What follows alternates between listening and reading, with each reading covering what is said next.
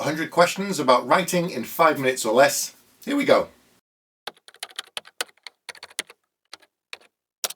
Question 14. How do you do research for your books? Okay, so I predominantly write fantasy novels. However, there's still an element of research involved in that. My most recent trilogy, The Nightingale and the Falcon, is historical fantasy. So whilst there is fantasy elements that I've made up, it is set within our world within the 13th century, and that required a lot of research. However, I don't have the time to kind of take a block of 6 months or 12 months out and just focus on research, so I'm always doing it in parallel with the current project that I'm working on. So I did 2 years of research in the background.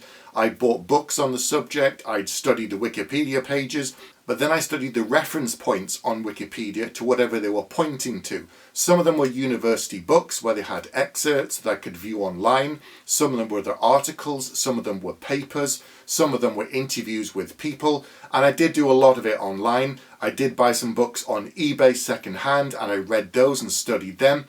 But because it is fantasy, there's a certain amount of it I didn't forget, but I didn't include, because I want the story to flow. Now, if it was pure historical fiction, that's different. You need to have as much detail in as possible to paint a completely authentic picture. But because it's historical fantasy, I'm adding certain things that will change the whole of the world in which I'm creating. Let's say you're writing a crime novel. Obviously, you can't go out and speak directly to a police officer, but there might be ways that you can do that indirectly. You might know a friend of a friend who has someone who used to be a police officer. There might be someone who works on the force in another kind of aspect. It might be that you can watch lots of interviews online with people who've been in the armed forces or the police or whatever it might be. Other investigative books, real life crime novels, all these kind of things peripherally can feed in to your world and then help you build the characters and help you build something that's convincing so that the readers don't stumble over any kind of hurdles to get into this world and they absolutely buy it. But equally, if you're working on a fantasy novel, it does require some research. It could be into weapons, it could be into armour, which will then dictate the technology level that we've created within your world. It could be, even if you're building a fantasy magic system, you need to think about the ins and outs and if there are any kind of gaping plot holes, and therefore could a character just wave their hand and completely solve any of the problems in the book. So it's always one of these things that I'm doing in the background, and I'm constantly testing it, almost like a scientific principle.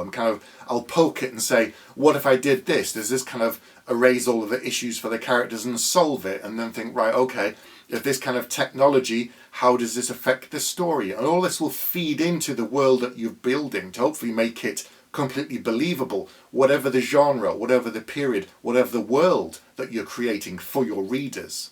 If you're writing a book within a particular place within our world and you're able to visit in person, that's great. If not, I would definitely go and look online at photos, read other stories, visitors, even travel guides to that place.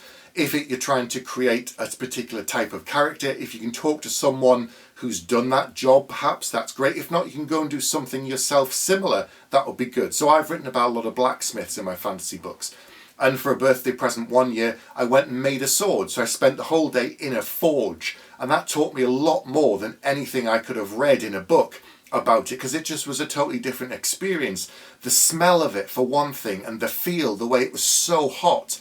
And my skin wasn't burning, but it just felt the constant heat, even when I wasn't stood near the fire. And I didn't really appreciate any of that until I was doing it. And it isn't about strength when you're a blacksmith. It's to do with repetition and precision. So you don't see blacksmiths with huge ripped arms. You might, but that isn't common and it isn't required to be a blacksmith. There again, some of the really old fancy novels that I read growing up had blacksmiths as big beefy men.